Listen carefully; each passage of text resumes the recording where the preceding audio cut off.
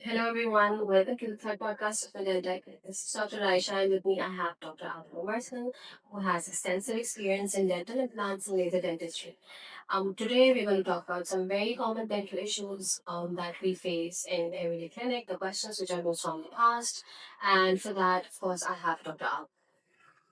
Thank you, Dr. Aisha, for having me here at the podcast with Medintech team. And it's a really honor and privilege.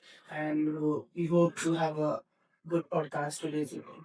Okay, Dr. Anil, my very first question is what are the most common dental problems that you see and patients usually come up with in your clinic?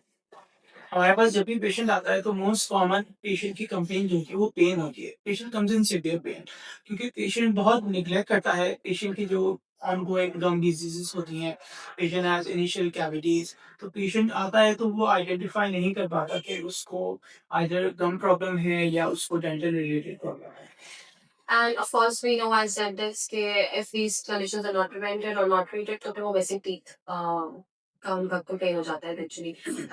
Either वो खुद ही fall out कर जाएगा दांत या फिर हम उसको extract करेंगे. फिर उसके लिए missing teeth की अगर कोई complaint है किसी patient के पास, तो फिर अगर हमारे पास कोई ऐसा patient आता है जिसकी missing teeth की complaint है, तो उसके लिए क्या options है हमारे पास? ओके, देखिए initially diagnosis is very important. ठीक है, हमें पेशेंट को सही डायग्नोस करना है कि पेशेंट की कंप्लेन क्या है। अगर हम इनिशियली जब हमारे पास पेशेंट सीवियर पेन के साथ आता है तो यूजुअली पेशेंट को जो है वो रूट कनाल की तरफ हम उसको कहते हैं कि आपको जो पेन है वो रूट कनाल की तरफ जाएगा। हम पेशेंट को रूट कनाल के लिए गाइड कर देते हैं। कमिंग टू योर क्वेश्चन कि अगर ये सारी चीजें सारे ऑप्शंस ऑब्सोलीट हो चुके हैं, patient comes with the last resort कि अब क्या करना है, या पेशेंट को कोई मिसिंग टीथ है, तो obviously in today's world the gold standard treatment for missing teeth is dental implants. तो पेशेंट की क्या परसेप्शन है डेंटल इम्प्लांट्स को लेके बिकॉज ये गोल्ड स्टैंडर्ड ट्रीटमेंट है बट ऑफ कोर्स पेशेंट की जो परसेप्शन होती है वो भी इम्पोर्टेंट होती है जब भी आप ट्रीटमेंट प्लानिंग कर रहे हो तो उसके अंदर देखिए पेशेंट को जब हम डेंटल इम्प्लांट्स के बारे में बताते हैं and we guide them that what is dental implant, it's basically a small screw made of titanium between sir in the bone. तो पेशेंट थोड़ा सा फेयर होता है कि पेशेंट थोड़ा सा घबरा जाता है कि ये एक स्क्रू हमारे बोन के अंदर जो है ना वो प्लेस होगा, that this would be very painful, what would be the drawbacks for these treatment, कितने टाइम में होगा, किस तरह से होगा। तो यूजुअली हम पेशेंट को बहुत अच्छे से गाइड करते हैं that during the procedure there is no pain at all, क्योंकि हम जो भी काम करते हैं पेशेंट को डाउन करके करते हैं और हम पेशेंट को कॉन्फिडेंट में लेते हैं दैट ये प्रोसीजर बिल्कुल slow. so Dr. Adil, who is the ideal candidate for dental implants? I mean कि आप बच्चे बड़े बूढ़े सब करवा सकते हैं या कुछ पेशेंट्स ऐसे भी होते हैं जिनको कुछ डिजीजेस होती हैं वो भी करा सकते हैं या कुछ एक्सेप्शंस हैं आइडियल कैंडिडेट हम उसको कहते हैं कि अगर कोई भी पेशेंट है जिसका टूथ मिसिंग है, is an ideal candidate for dental. इसमें ऑब्वियसली मेडिकल कॉन्ट्रडिक्शंस हैं। जो पेशेंट जिनको अनकंट्रोल्ड डायबिटीज है, तो ऑब्वियसली हम उनको कहते हैं कि आपके लिए डेंटल इम्प्लांट है वो फिजिबल नहीं है क्योंकि it leads to bone loss. Number two, कोई पेशेंट बहुत ज़्यादा मेडिकली कॉम्प्रोमाइज है, अगर कोई पेशेंट हार्ट डिजीज के साथ है, तो फिर हमें उनके जो कार्डियोलॉजिस्ट हैं हमें उनसे कंसल्ट लेना पड़ता है and then if they allow us this procedure can be done on this patient, फिर हम उनको करते हैं।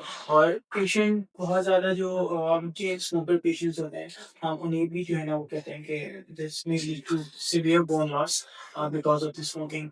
तो ये दो पेशेंट्स हैं जिनमें हम मना करते हैं कि इम्प्लांट्स नहीं हो सकते हैं।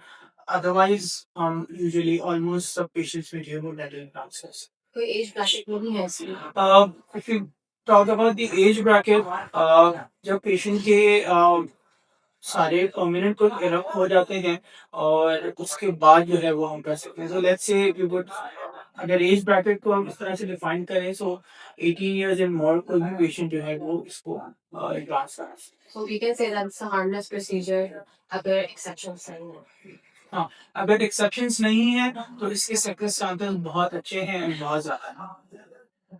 Dr. Adil, we know that longevity is a big concern for patients. The patient पे करता है तो he or she expects कि उनका जो भी इम्प्लांट है वो कुछ ड्यूरेशन तक चले तो उसकी कोई ड्यूरेशन है um, इम्प्लांट्स इफ यू से इम्प्लांट इज फॉर गुड, ठीक है। रिप्लेसमेंट जब भी हम किसी टूथ की करते हैं तो हमेशा हम ये सोच के करते हैं कि this will go for very long time.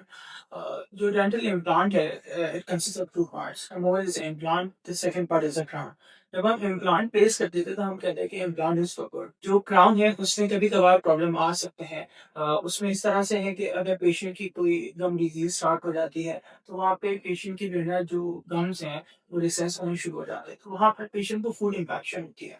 तो फिर हम क्या करते हैं कि हम पेशेंट का जो सिर्फ क्राउन है वो हम रिप्लेस करते हैं। बट यूजुअली क्राउन रिप्लेसमेंट भी जो है वो अबाउट आफ्टर 10 years और 15 years के बाद पेशेंट को अगर नीड पड़ती है तो हम वो रिप्लेस कर देते हैं। तो इम्प्लांट जो हमने बोन के अंदर डाला है वो बिल्कुल सही हो जाता है।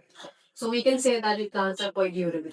Yes, implants are durable, and it's not that it's only happening in Pakistan. It's been happening around the world for decades.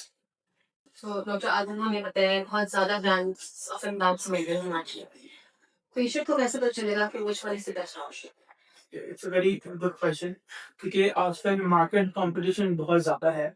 और जो इम्प्लांट कंपनीज हैं, आई थिंक अगर हम 10 साल पहले की बात करें तो कुछ लिमिटेड कंपनीज थी, और आज जो है वो बहुत सारे इम्प्लांट्स मार्केट्स में अवेलेबल हैं। इसमें हमें दो तीन चीज़ें देखनी होती है कि इम्प्लांट की जो सरफेस है वो कैसी है, इम्प्लांट का डिज़ाइन कैसा है, और मोस्ट इम्पॉर्टेंट जो कंपनी बैकअप है वो कैसा है। अ, ये सारी चीजें पेशेंट्स को नहीं पता होती। तो इट्स अ डॉक्टर्स ड्यूटी कि वो पेशेंट को गाइड करे कि उनके जो सप्लायर है या उनके बैक एंड पे जो इम्प्लांट सिस्टम है वो कितना स्ट्रांग है, और उनकी पार्ट्स की अवेलेबिलिटी कितनी अच्छी है। तो इसी बेसिस पे हम पेशेंट को जो है वो गाइड करते हैं कि आपने कौन सा ब्रांड करना चाहिए। अगर हम बात करें वर्ल्ड्स लीडिंग इम्प्लांट्स की, तो अमेरिकन इम्प्लांट्स, स्विस इम्प्लांट्स, ये आजकल जो है ब्राज़ीलियन इम्प्लांट्स पूरी दुनिया में बहुत ज़्यादा यूज़ होते हैं, और ये यूनिवर्सल आते हैं। आप किसी भी कंट्री में इम्प्लांट्स करवा लें, और आप अगर कहीं ट्रैवल कर रहे हैं, अगर पेशेंट को कोई इश्यू होता है, तो ये वो कंपनीज़ हैं जहाँ पे इनके पार्ट्स जो है वो हर जगह अवेलेबल होते हैं। दूसरा ये कि आजकल क्योंकि और दूसरी चीज़ों की वजह से जो है वो इम्पोर्ट एक्सपोर्ट ड्यूटीज़ की वजह से कॉस्ट बहुत ज़्यादा डिफरेंस आ गया है। तो आजकल रीजनल इम्प्लांट्स भी आ रहे हैं। जो कंपनीज हैं वो एक अपनी स्मॉल कंपनी के इम्प्लांट्स बनाती हैं और वो रीजन वाइज डिस्ट्रीब्यूट करते हैं। अगर हम बात करें तो इंडिया, पाकिस्तान, यूएई, गल्फ में जितनी कंट्रीज हैं वहाँ पर एक स्पेसिफिक ब्रांड्स अवेलेबल होते हैं, और उसका फ़ायदा ये होता है कि आप इस रीजन में जब भी ट्रैवल करेंगे आपको कोई इशू होगा तो आपको जो है वो कंपनी का बैकअप बहुत अच्छा मिल जाता है। तो हम पेशेंट जो हमारे इन कंट्रीज से आते हैं हम उनको गाइड करते हैं, they can go for this implants. और अगर पेशेंट बहुत ज़्यादा ब्रांड कॉन्शियस है then we tell them like go for higher brands. I agree with you that it's the doctor's responsibility कि वो patient को बताए कौन सा implant better है because and also patient की responsibility है कि वो सही डॉक्टर को अप्रोच करे। So doctor Adil, how does the patient know किस डेंटिस्ट से उसमें implant कराना चाहिए? देखिए, implants are not complex procedures to do, but implant planning is very important. कि इम्प्लांट को करना तो बहुत आसान है, you just have to do couple of drills and आपका इम्प्लांट प्लेस हो जाता है। बट उसकी प्लानिंग क्या है कि आप जब इम्प्लांट कर रहे हैं तो आपने किस पोजीशन पे इम्प्लांट करना है, पेशेंट की बोन कंडीशन कैसी है, पेशेंट की बोन टाइप कैसी है। तो आई थिंक कि अगर कोई डेंटिस्ट जिसका एक्सपीरियंस अच्छा हो और उसकी कोई पोस्ट ग्रेजुएशन हो या उसको कोई फेलो हो और इज मास्टर्स इन इम्प्लांट्स, तो patient should definitely approach them rather than approaching a general dentist। क्योंकि देखिए, अगर हम स्पेशलाइज्ड डेंटिस्ट्री की बात करें तो एक पेशेंट है, अगर उसको रूट कनाल करना है और वो अगर एक स्पेशलाइज्ड एंडोडोंटिस्ट के पास जाता है तो ऑब्वियसली उसके सक्सेस ज़्यादा होंगे। जस्ट लाइक मैं अगर आपको एक और एग्जांपल दूं, एक पेशेंट है जिसको हार्ट डिजीज है, अगर वो जनरल एमबीबीएस डॉक्टर के पास जाएगा और उससे हार्ट सर्जरी कराएगा तो ऑब्वियसली हो सकता है कि वो सक्सेसफुल है, बट उसकी जो सक्सेस रेशियो है वो कम होगा rather than doing heart surgery with a cardiologist, जिसके सक्सेस रेशियो आपको 90-95% मिले। तो इसीलिए एक स्पेशलाइजेशन, एक स्पेशलाइज्ड डेंटिस्ट के पास जाके अपना ट्रीटमेंट करवाना डेफिनेटली आपकी सक्सेस को बढ़ाएगा। So, Dr. Adil, as you know, Tech has an online platform called Meiroscan, and you promote online consultations there. तो इम्प्लांट के लिए अगर कोई पेशेंट अप्रोच करे तो क्या उसके ऑनलाइन कंसल्टेशंस पॉसिबल है?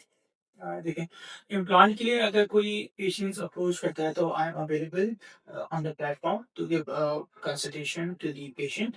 और उसमें हमें सिर्फ कपल ऑफ थिंग्स कुछ चीज़ें रिक्वायर्ड होती हैं। We just want to know patient's complain क्या है और पेशेंट की जनरल हेल्थ एंड पेशेंट की डेंटल हेल्थ कैसी है।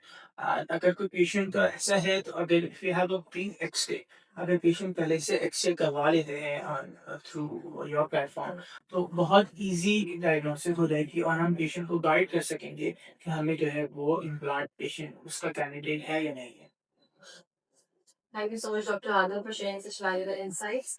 And that brings us to the end of the episode. You can always book dental consultations with Dr. Adil at Hindustan.